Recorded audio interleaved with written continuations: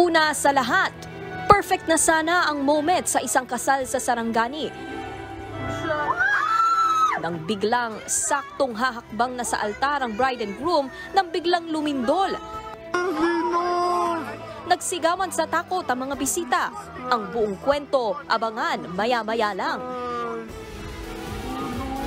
Magandang hapon, Pilipinas. Narito na ang malalaking balita sa Frontline. Ilang bayan sa Samar, abot hanggang bubong ang baha dahil sa walang humpay na ulan. Pami-pamilya ang lumikas. Pangulong Bongbong Marcos bumisita sa Hawaii kung saan na-exile noon ang kanyang pamilya pagkatapos ng EDSA People Power. Sa gitna ng napapabalilang lamat sa Uniteam, Vice President Sara Duterte, kumpiyansang may tiwala pa rin sa kanya si Pangulong Bongbong Marcos. Miss Nicaragua, naiuwi ang kauna-unahang Miss Universe crown ng kanilang bansa. Top 10 finish ng pambato nating si Michelle D, mainit na pinag-uusapan. Sa pool sa CCTV, tindahan sa Amerika, niransa. Mga mamahaling bag na milyon ng halaga, tinangay ng mga kawatan. At babae sa Amerika na may 2 matres, kambal ang ipinagbubuntis.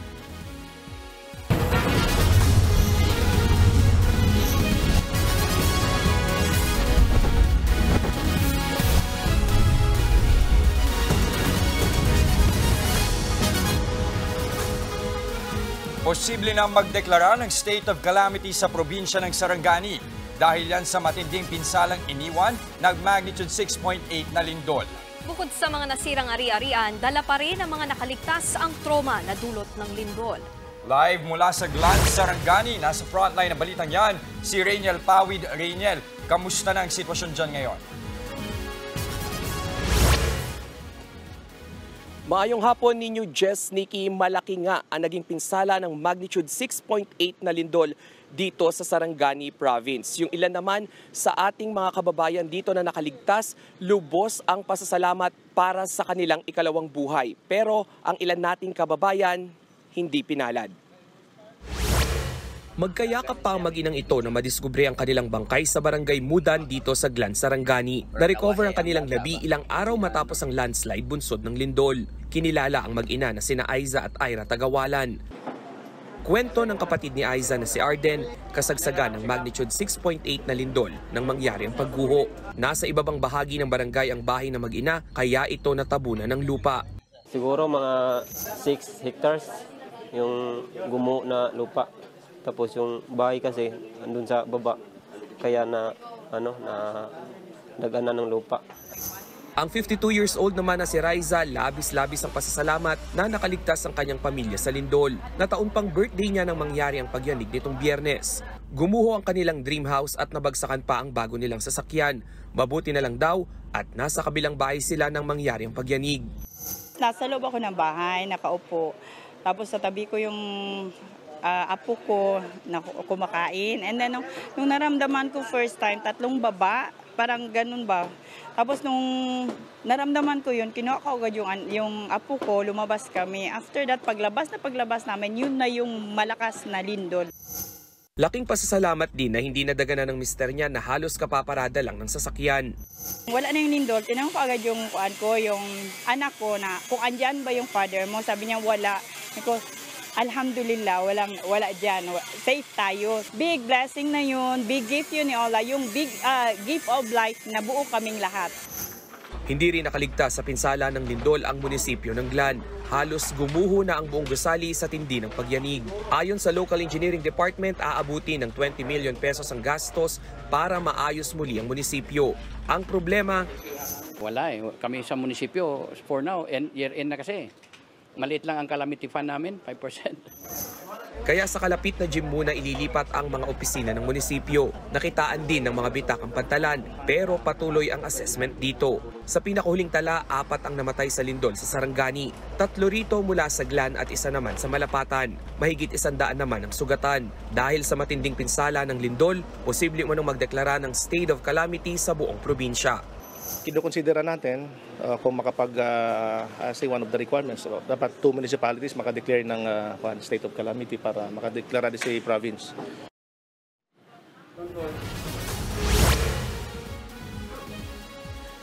Jess, Nikki, kaninang hapon nga ay bumisita dito sa Sarangani Province at sa General Santos City si Vice President Sara Duterte. Doon niya kinumpirma at tiniyak doon sa mga injured at mga namatay yung financial assistance na ibibigay sa bawat pamilya.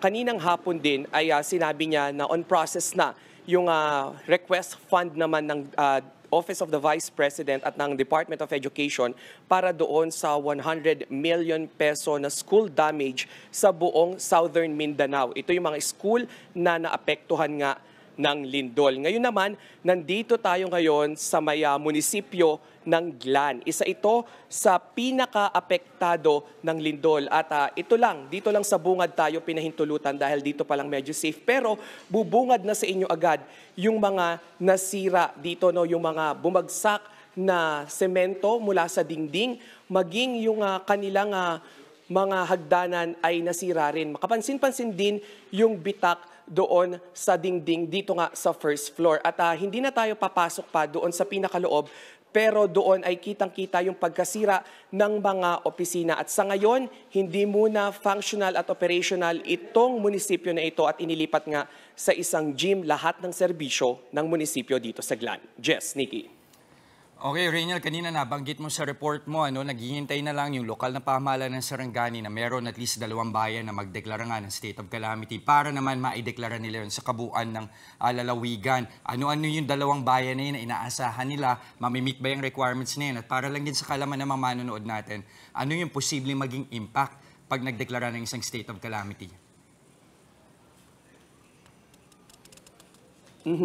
Sa una mong tanong, Jess, magdedeklara o pinoporma ngayon yung pagdedeklara ng state of calamity sa bayan ng Glan at sa bayan ng Malapatan. Ito nga yung 2 bayan na mostly affected nitong lindol dahil doon ay sira talaga yung mga ilang establishmento at maging yung mga paaralan. May mga bahay din na nasira. Sa pagdedeklara ng state of calamity, makakakuha ng emergency fund yung Sarangani Province para mabilis ma-distribute o maipamahagi yung iba pang pangangailangan ng mga residente dito. Most of them nangangailangan ng koneksyon sa malinis na tubig at yung ilan naman ay pagpapagawa ng mga nasirang infrastruktura, pati na yung mga bahay. At ngayon, Jess, Nikki, titignan din natin yung sitwasyon naman bukas nung mga nasa coastal barangay na yun nga, yung mga unang residente na tumawid o nagpuntahan doon sa mas mataas na bahagi. At sabi nga nila hanggang sa ngayon, nilisan ng mga residente yung bahagi na yon. Jess. Maraming salamat at ingat kayo dyan, Rainiel Pawid. Viral naman sa social media ang iba't ibang video ng lindol sa Sarangani na bulabog ng pagyanig ang isang kasalan. Nagkagulo naman ang mga estudyante sa isang gymnasium sa Gensan. Nasa frontline ng balitang yan si Jenny Dongo.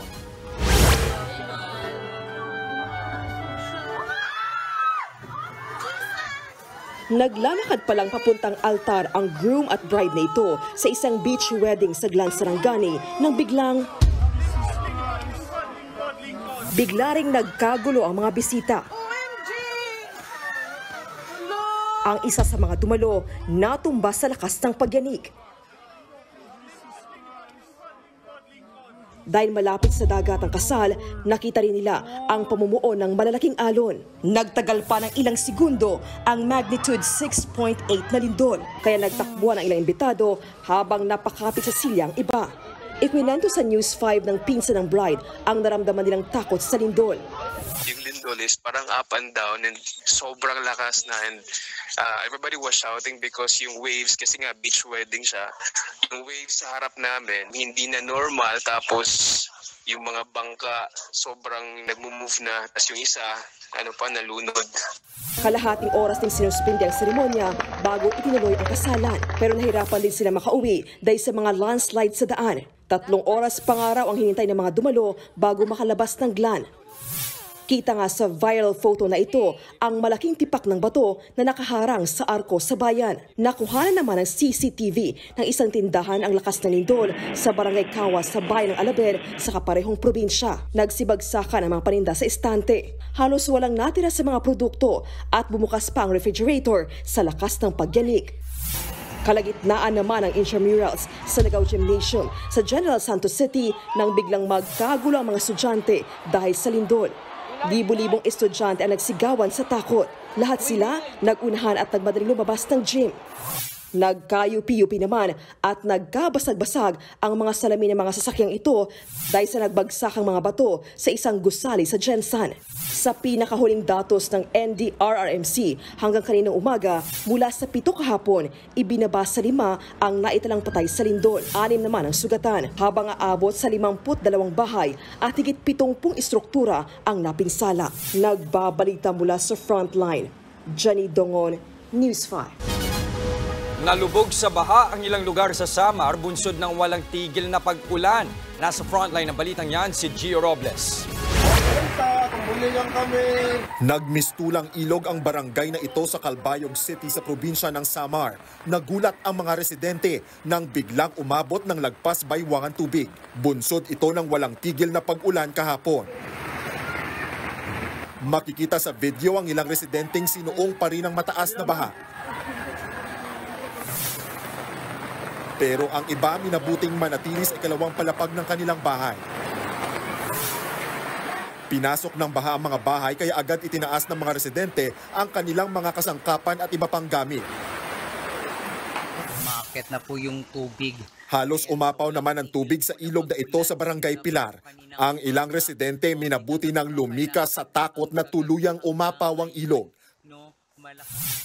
Pinasok na din ang baha ang ilang bahay. Lagpas tuhod pa nga sa ilang lugar. Dahil sa baha, hindi na makadaan ang ilang sasakyan sa kalsadang ito. Ang mga lalaking ito naman pinagtulungang buhati ng isang motorsiklo para maitawid sa baha. Ipinasara naman ang ilang kalsadang ito sa Barangay Nabang kasunod ng pagguho ng lupa. Patuloy pa ang clearing operation sa lugar. Wala namang naiulat na nasaktan. Ayon sa Disaster Risk Reduction and Management Office ng Calbayog City, nananatili silang nakaalerto sa gitna ng walang tigil na pag-ulan.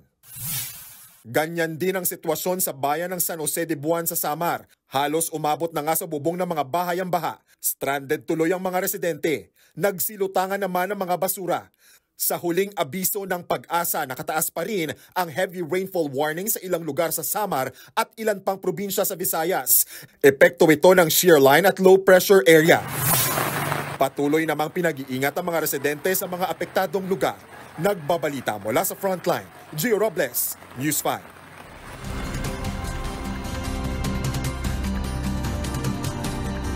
Huwag kalimutang magdala ng payong mga kapatid, magiging maulan ang panahon sa bansa hanggang bukas. Dulot ito ng sabay na epekto ng hanging amihan at shear line o salubungan ng mainit at malamig na hangin. Makulimlim na panahon na may kalat-kalat na ulan ang mararanasan sa Catanduanes, Albay, Sorsogon, Masbate, Romblon at Palawan. Pati sa mga probinsya sa Visayas, Northern Mindanao at Caraga Region.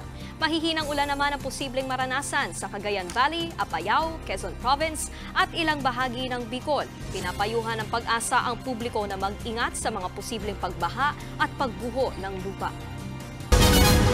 Nasunog ang isang hilera ng mga apartment sa Makati City kagabi. Ang isa sa mga residente, muntik pang matrap. Nasa frontline ng balitang yan, si Ian Suyo. Nagngangalit na apoy ang bumulabog sa mga residente ng Barangay Tejeros, Makati City. Nasunog ang hilera ng mga apartment na ito pasado alas 10 kagabi. Ilang saglit pa, biglang may sumabog. Kaya ang mga dumating na pulis, hinarang ang mga tao sa paligid ng walang mapahamak. Kanya-kanyang likas naman ng mga residente. Si Artemio, muntik pa raw matrap sa kanyang apartment. May sumigaw na sunog, kaya bumangon ako, tumingin ako sa likod. Malakas na yung apoy. Kaya sinira ko yung grills, kaya ako lumusot sa bintana. Hindi ko alam paano ako nakalusot sa bintana . Ang empleyado raw na si Ishen, dali-dali raw umuwi nang may mag-message sa kanya na nasusunog na ang kanyang tinutuluyan.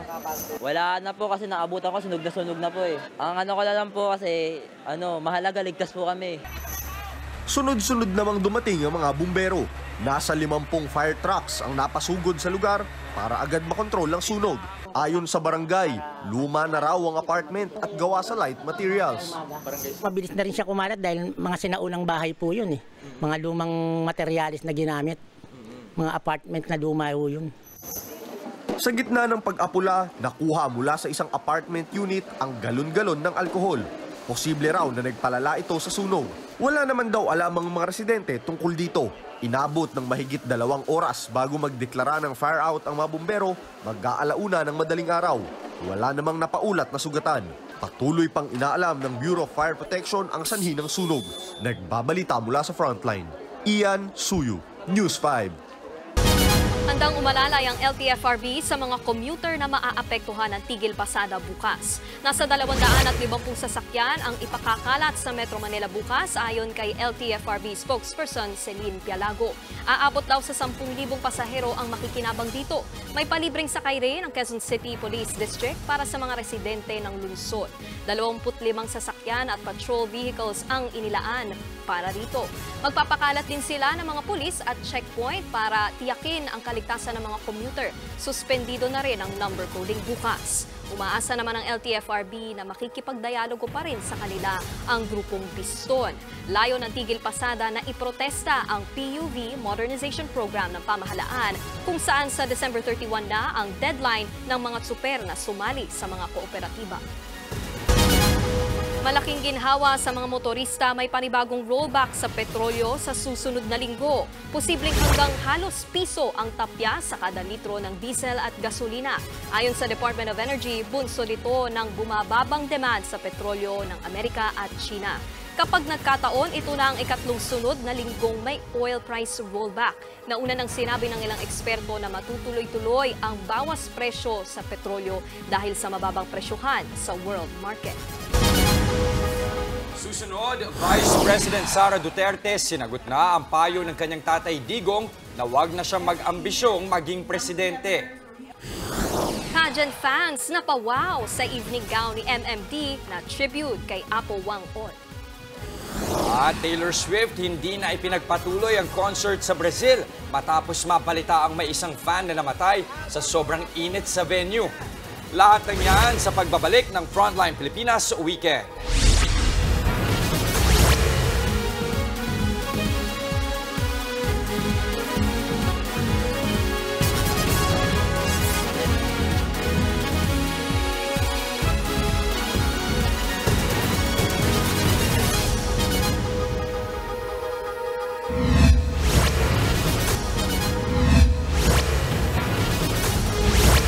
Wala siyang ambisyong maging presidente. Yan ang sagot ni Vice President Sara Duterte sa payo ng kanyang ama na wag nang tumakbo sa pagkapangulo.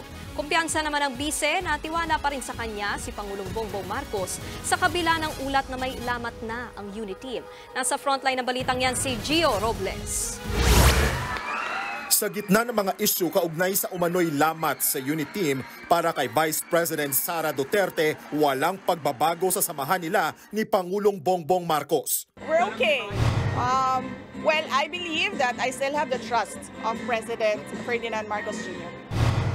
Yan ang iginiit ng pangalawang Pangulo sa panayam sa kanya ng media matapos ang kanyang talumpati sa pagdiriwang ng World Children's Day sa Quezon City kanina. Tinanong din namin ang bise kaugnay sa umuugong na pagsasampa ng impeachment complaint laban sa kanya. Pero tumanggi muna siyang magkomento. Maglalabas daw ng pahayag ang kanyang tanggapan sa tamang panahon.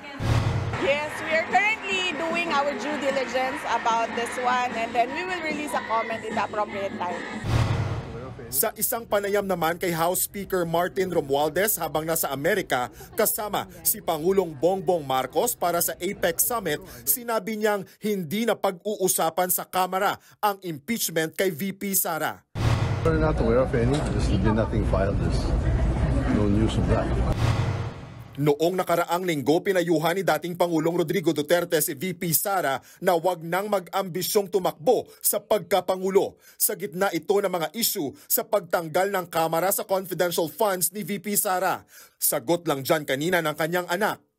Hindi ko naman talaga ambisyon ng tumakbong Vice President and lalong-lalo na ang President. Alam niyo naman lahat yan na sinabi ko noon na hindi ko gustong tumakbong President.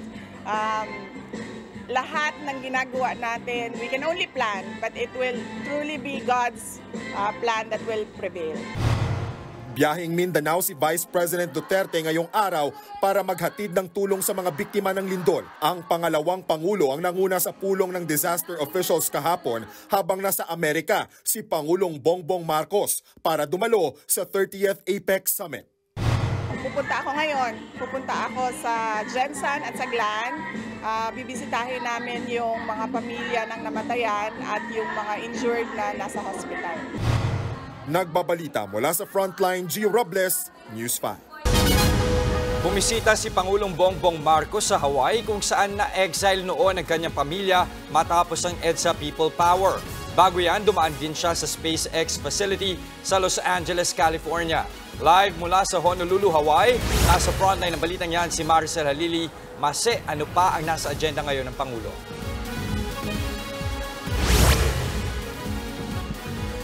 Jess, nasa huling yugto na nga ng kanyang US trip si Pangulong Bongbong Marcos Jr. na dumating ngayong gabi dito sa Honolulu, Hawaii. Pero bago yan, ilan pa yung kanyang mga aktibidad at pulong na dinaluhan sa Los Angeles kanina.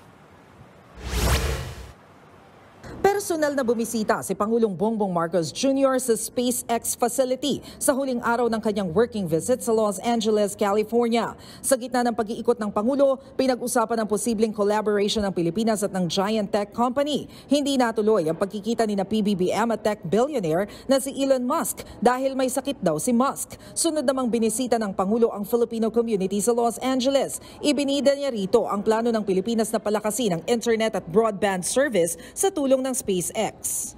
In the very near future, through the links that we were able to develop on this trip, we are very confident that we will no longer hear complaints about our internet, our online services.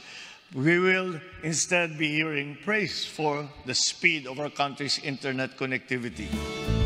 Mula sa Los Angeles, dumiretso na si Pangulong Marcos dito sa Hawaii. Ito ang unang beses na bumalik siya sa Hawaii mula nung ma-exile ang pamilya Marcos mula 1986 hanggang 1991 pagkatapos ng People Power Revolution. Tiyempo pa ito sa ika-7 anibersaryo ng paglalagak ng mga labi ni dating Pangulong Ferdinand Marcos Sr. sa libingan ng mga bayani. Ang unang agenda rito ni Marcos Jr. ang pagharap sa Filipino community sa Honolulu. Malaki raw ang pasasalamat ng pamilya Marcos sa mga Pinoy na narito nung ma-exile siya. Let me say what I have waited very long time to say. Aloha. We landed here with nothing. Even ultimo yung damit namin, silang nagbigay. Silang nagpapakain sa amin. Pati yung mga appliance doon sa Makiki, silang nagdadala. At pagka kami nalulungkot, sila ang nagpapasaya sa amin. Kung hindi sa inyo, palagay ko, wala na yung pamilyang Marcos. Present nga rin kanina sa PhilCom ang dating PSG command ng pamilya Marcos. You make sure that you go back to all of those people who went out of their way to keep us comfortable, to keep us alive, literally alive. And that is something that I will carry in my heart, that the Marcos family will carry in my heart. We tell our children about this. Bago matapos ang talumpati, nag-alay ng maikling sandali si PBBM para sa mga biktima ng wildfire sa Maui. Let us share a moment of silence as we remember those who perished in the devastating wildfires in Maui last August. Sa kabila ng mainit na pagtanggap ng mga kababayan natin dito kay Pangulong Marcos, hindi pa rin siya nakalusot sa mga kilos protesta dito sa Hawaii. Sa labas lang mismo ng venue, iginiit ng Hawaiian Filipinos for Truth, Justice and Democracy na hindi nila malilimutan ang ginawa noon ng mga Marcos sa ating bansa. Murderers and thieves like him and his family do not deserve any warm welcome, do not deserve aloha from people from the Filipino community and the Filipino people here.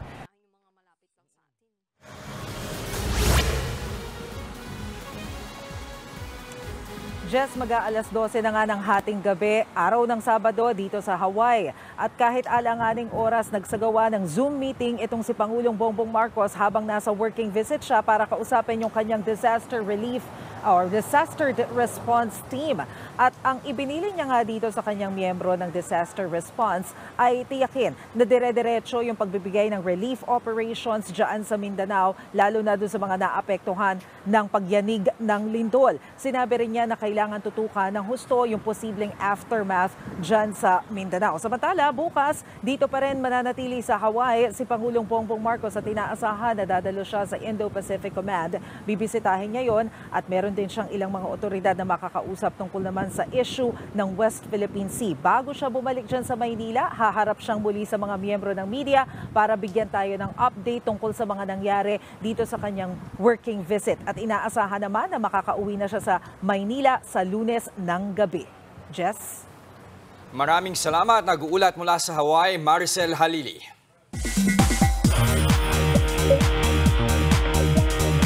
Kinoronahang first ever Miss Universe mula sa Nicaragua si Shanice Palacios.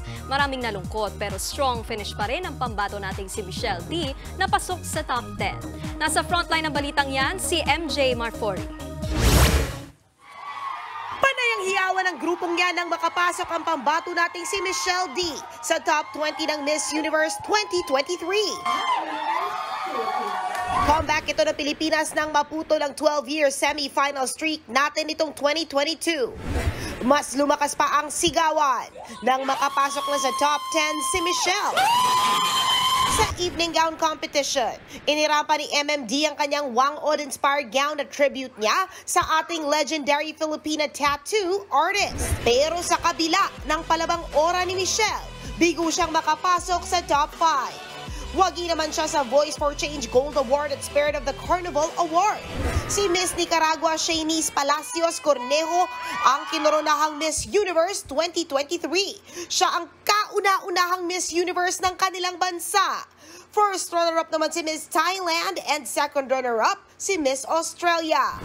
Naiyak ang internet influencer na si Michelle D sa pagkatalo ng kanyang katukayo. Ang best friend naman ni MMD na si Rian Ramos, dismayado. May pasaring pa siyang I can smell something fishy. Sabi naman ni Miss Universe Philippines 2014 MJ Lastimosa, winner pa rin si MMD sa kanyang pagpasok sa top 10. Si Miss Universe 2015 Pia Wurtzbach naman super happy sa evening gown ni Michelle na to the point na naiyak daw siya. Pero marami pa rin daw siyang tanong sa nangyari. Deserve naman daw ni Miss Nicaragua ang crown. Si Miss Universe 2015 Catriona Gray na isa sa mga host sa Coronation Night, alam daw na marami ang nalungkot sa pagkatalo ni MMD. Pero turn that energy sa pagsuporta sa mga advocacy ng mga kandidata. Si Miss Universe 2011 third runner-up at Miss Universe Philippines National Director Shamsi Supsup, proud sa pag-elevate ni MMD sa Miss U stage. Naniniwala rin daw siya na dapat kasama si Michelle sa top 5.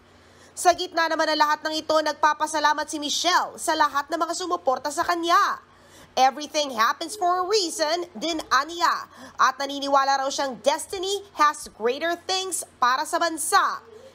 Inanunsyo na rin kanina ang nagaganapin naman sa Mexico ang Miss Universe 2024. Nagbabalita mula sa Frontline, MJ Marfori, News 5. Susunod, Santamakmak na hipon pinagkaguluhan sa dalampasigan sa isang barangay sa Hindang, Leyte. Kasalan sa Malaysia, pinutakti ng mga gate crasher, mga totoong bisita nawalan ng upuan. At babae sa Amerika na doble ang matres, doble rin ang pinagbubuntis. Huwag kayong bibitiw, magbabalik ang Frontline Pilipinas Weekend.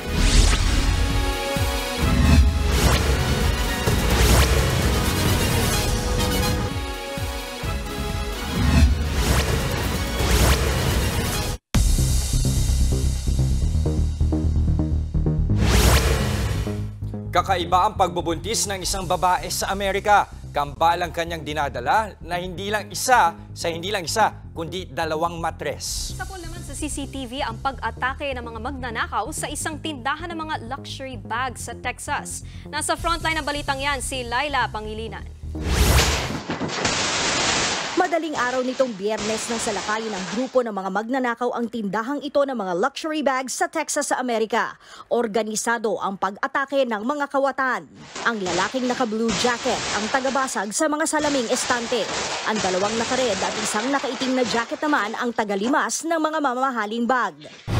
Sa isa pang anggulo ng CCTV, kitang-kita kung paano pinagkasya ng mga kawatan sa kanilang mga braso ang mga Louis Vuitton bag, habang dinededma ang ibang nakadisplay na mumurahing bags. Sa loob lang ng halos 1 minuto, nalimas nila ang mga paninda. Ayon sa may-ari ng shop, higit 1.6 million pesos na halaga ng bag ang nanakaw. Tinutugis na ngayon ang mga kawatan. Sa Malaysia, na bad trip naman ang isang bride nang dumugi ng mga hindi niya kilala ang kanilang wedding reception. Walang hiyang-hiyang nakikain ang mga gatecrasher. Ang masakla pa, nawalan ng pwesto ang mga totoong bisita. Sa huli, wala nang nagawa ang bagong kasal at hinayaan na lang ang mga wedding crasher.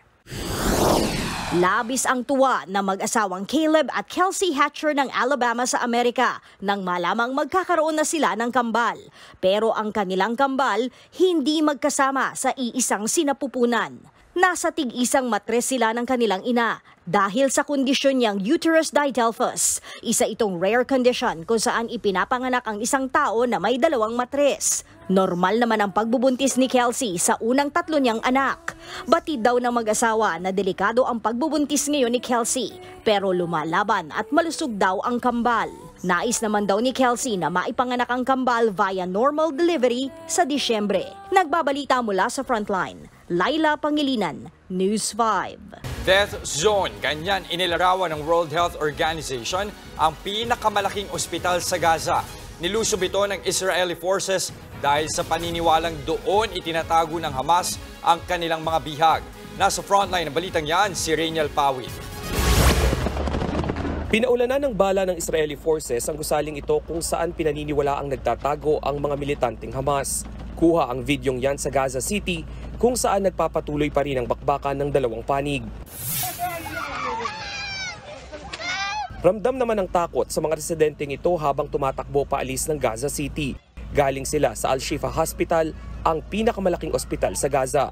Sa pilitan daw silang pinaalis ng mga sundalo ng Israel na ngayoy okupado na ang ospital. Miyerkules nang salakayin ng Israeli forces ang Al-Shifa Hospital na pinaniniwala ang may underground tunnel kung saan daw tinatago ng Hamas ang mga bihag.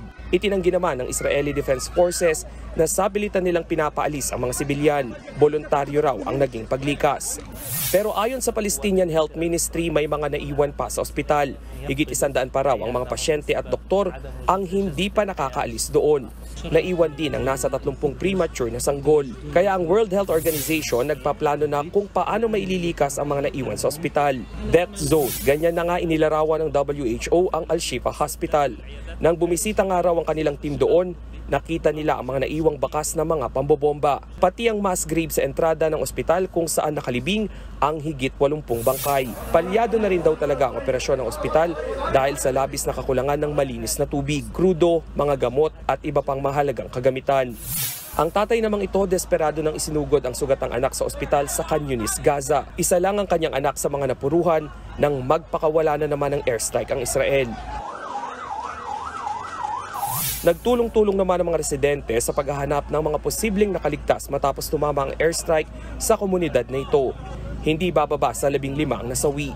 Sa huling tala ng mga otoridad, higit 13,700 na ang namatay sa magkabilang panig ng Israel at Gaza. Sa isang ulat ng Washington Post, nagkasundo na raw ang Israel at Hamas ng pansamantalang tigil putukan. Sa ilalim nito, pakakawalan daw ng mga Hamas ang hindi bababa sa 50 bihag. Ang kapalit niyan, 5 araw na ceasefire.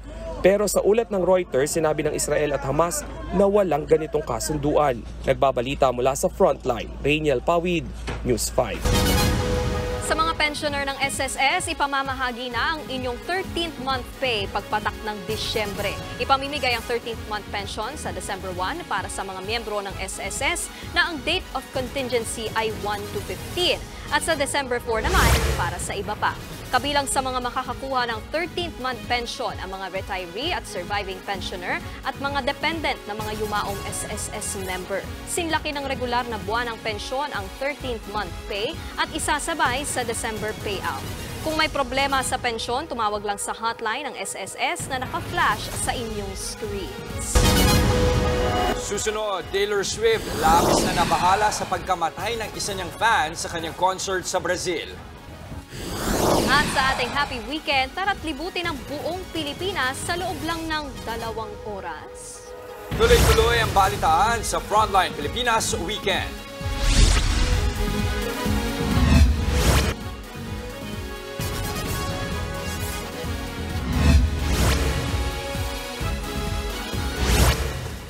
Sandamakmak na maliliit na hipon ang inanod sa dalampasigan ng Hindang Leyte. Kanya-kanyang dakot ng hipon ng mga residente para iulam at ibenta. Kwento ng mga taga-barangay San Vicente, ito ang unang beses na nangyari ito sa kanilang lugar. Inaalam na ng Bureau of Fisheries and Aquatic Resources sa Eastern Visayas kung bakit naglabasan ang sangkatutak na hipon.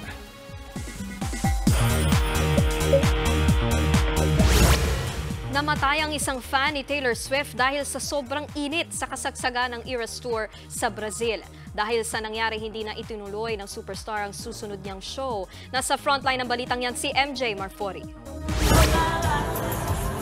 Namimigay ng bottled water si Taylor Swift sa unang araw ng The Eras concert niya nitong Biyernes sa Brazil. Ipinagbawal ang pagdadala ng tubig sa stadium kahit na pumalo sa 59 degrees Celsius ang temperatura sa Rio de Janeiro. Sa isang video, maririnig ang paghingi ng tubig ng mga fans kaya sinabihan ni Taylor ang isang staff na bigyan na sila ng tubig. 60,000 Swifties ang nasa concert. Sa isang parte ng show, kitang pati si Taylor hirap ng huminga dahil sa sobrang init. At sa hindi inaasahang pagkakataon, matapos ang show, nabalitaan ng music superstar na isang 23-year-old fan ang nahimatay at tuluyang nasawi. Sa IG story ni Tay-Tay, hindi niya raw maipaliwanag kung gaano siya ka-devastated sa nangyari. Sobra raw siyang apektado at nakikiramay siya sa pamilya at kaibigan ng nasawing fan. Nasa dressing room daw siya nang magdesisyong i-postpone ang susunod na show dahil sa heat wave sa Brazil. Wala pang anunsyo kung kailan itutuloy ang The Eras Tour sa naturang bansa. Feel naman ang kilig sa new K-drama ng kapatid network na Revolutionary Love. Bibida dyan ang Korean stars sa sina Kang Sora, Super Junior member Choi Siwon at Gong Yoo. Kwento ito ng mayamang lalaking handang isuko ang lahat para sa girl of his dreams. Simula na ang love triangle ngayong Lunes, November 20, 4:30 p.m. pagkatapos ng Niña Niño sa Hapon Champion ng TV5. Nagbabalita mula sa Frontline, MJ Marfori, News 5. O partner, anong lugar pa sa Pilipinas yung gusto mong puntahan o pasyalan?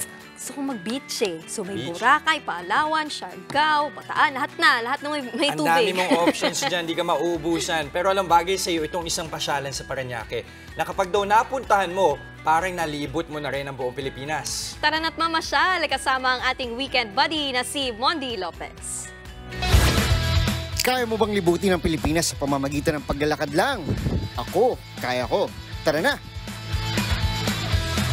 Imbes na sa airport, dito tayo sa isang travel museum sa Parañaque. Simulan na natin mag-road trip, maglakad. First stop, ang world-famous Mayon Volcano sa Albay. Next stop naman, Bohol! Kung saan, bida ang pinagmamalaki nating Chocolate Hills. Siyempre, hindi mawawala sa listahan ang Magellan's Cross sa Cebu, ang Mascara Festival sa Bacolod, at hindi ka rin malolos sa Barasuain Church sa Malolos. Pero alam nyo bang ang lahat ng replika na ito gawa rin sa recycled materials? Kaya environment friendly talaga. Siyempre, travel is not complete kung walang food. We are able to collate regional dishes all over the Philippines. So may makakakita ka dito ng mga aesthetic food art na around 600 plus na talagang mga lutong Pinoy yan. But wait, bawal kainin yan ha. Food replica lang yan.